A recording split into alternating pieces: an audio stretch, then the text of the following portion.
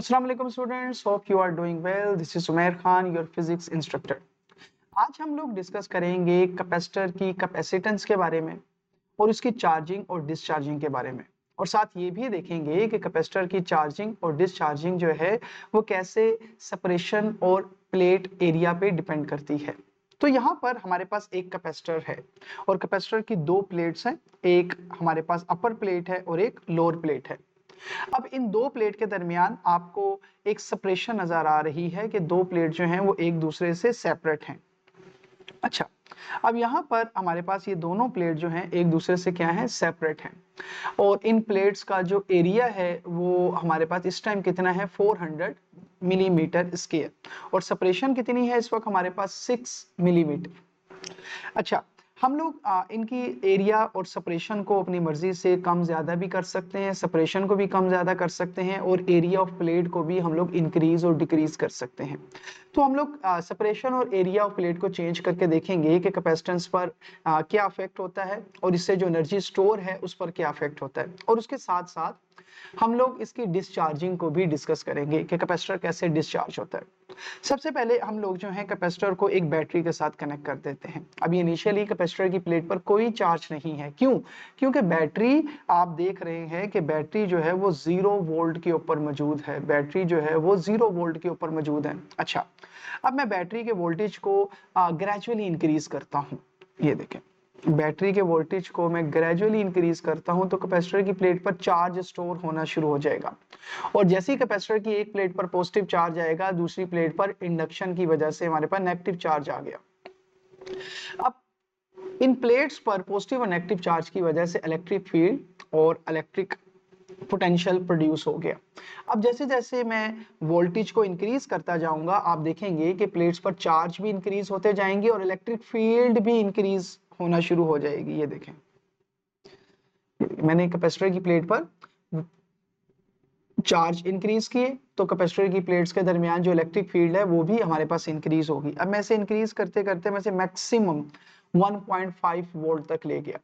अब 1.5 वोल्ट जो maximum battery के वोल्टेज हैं, इस पर हमारे पास मैक्सिमम चार्ज कैपेसिटर की प्लेट पर स्टोर है, और कैपेसिटर की प्लेट के दरमियान इस वक्त पोटेंशियल कितना होगा, तो याद रखिएगा कैपेसिटर की प्लेट्स के दरमियान जो पोटेंशियल है वो कितना होता है, जितना पोटेंशियल बैटरी का है। देखिए वोल्ट मीटर से मैं आपको कैलकुलेट करके देते, देखें वोल्ट मीटर में कितना वोल्टेज शो हो रहा है, 1.5 वोल्ट।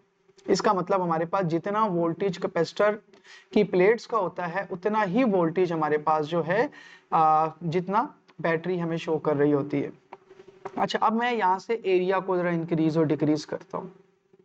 देखिए एरिया को इंक्रीज और डिक्रीज करने से वोल्टेज पर कोई इफेक्ट नहीं हुआ। जब बैटरी कनेक्ट है तो उस वक्त हमारे पास वोल्टेज सेम रहेगा। अगर आप एरिया को इंक्रीज या डिक्रीज करें प्लेट्स के, या सेपरेशन को चेंज करें, सेपरेशन को चेंज करें तो हमारे पास जो है, सॉरी डिस्कनेक्ट हो गया, सेपरेशन को चेंज करें तो वोल्टेज की वैल्यू क्या रहेगी, सेम रहेगी। तो इसका मतलब अगर बैटरी कनेक्ट है और आप एरिया को या सेपरेशन को चेंज कर रहे हैं तो प्लेट्स के दरमियान जो इलेक्ट्रिक पोटेंशियल है उस पर कोई इफेक्ट नहीं होगा। लेकिन अगर मैं बैटरी को डिस्कनेक्ट कर दूं तो देखें इस वक्त हमारे पास कैपेसिटर की प्लेट पर कितना वोल्टेज है, 1.5 वोल्ट।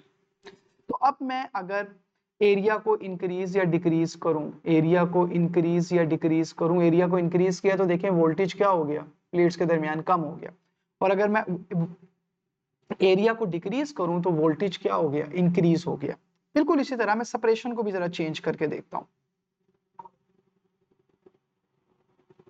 मैंने प्लेट्स के दरमियान जो सेपरेशन है उसको भी मैंने चेंज किया, और सेपरेशन को चेंज करने से भी, सेपरेशन को चेंज करने से भी मेरे पास जो है पोटेंशियल की वैल्यू जो है वो चेंज हो रही है। अच्छा, तो ये हमने देखा जब बैटरी डिस्कनेक्ट है, और जब बैटरी कनेक्ट होगी तो उस वक्त आप एरिया को चेंज करें या सेपरेशन को चेंज करें कोई इफेक्ट नहीं होगा प्लेट्स के दरमियान वोल्टेज पर।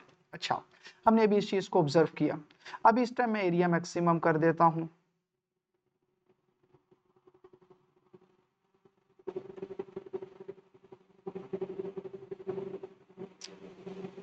ये इस वक्त मैंने एरिया जो है वो मैक्सिमम कर दिया और सेपरेशन भी मैक्सिमम है और बैटरी डिस्कनेक्ट है।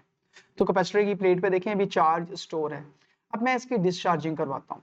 अब डिस्चार्जिंग के लिए मैं इसको जैसे ही बल्ब के साथ कनेक्ट करूंगा तो चार्जेस स्पीडीली बल्ब में से फ्लो करेंगे और एनर्जी जो है वो बल्ब को डिलीवर कर देंगे। तो शुरू में आप देखेंगे कि बल्ब जो है वो ज्यादा तेजी से ग्लो करेगा, लेकिन जैसे जैसे पीछे से चार्जेस जो है वो कम होना शुरू हो जाएंगे तो बल्ब की जो ग्लोनेस है तो वो हमारे पास कम होना शुरू हो जाएगी। तो अब ये देखें, जैसे ही मैंने कनेक्ट किया स्पीड में बल्ब ज्यादा तेजी से ग्लो कर रहा है और प्लेट्स के दरमियान वोल्टेज को भी आप जरा देखते जाएं, जरा वो आहिस्ता आहिस्ता कैसे डिक्रीज होते जा रहे हैं और ये फाइनली हमारे पास जो है कैपेसिटर डिस्चार्ज हो गया। दोबारा से जरा देखते हैं, पहले चार्ज किया और ये मैं बल्ब के साथ कनेक्ट करने लगा हूँ इसको।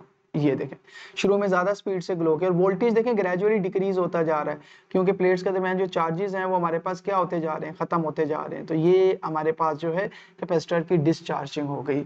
तो आज हमने कैपेसिटर की चार्जिंग, डिस्चार्जिंग और कैपेसिटर की जो कैपेसिटेंस है वो किन चीज़ों पे डिपेंड करती है और कैपेसिटर की प्लेट्स के दरमियान जो पोटेंशियल है उसको डिस्कस किया। उम्मीद है आपको सारी चीज़ें समझ आई होंगी। Thank you.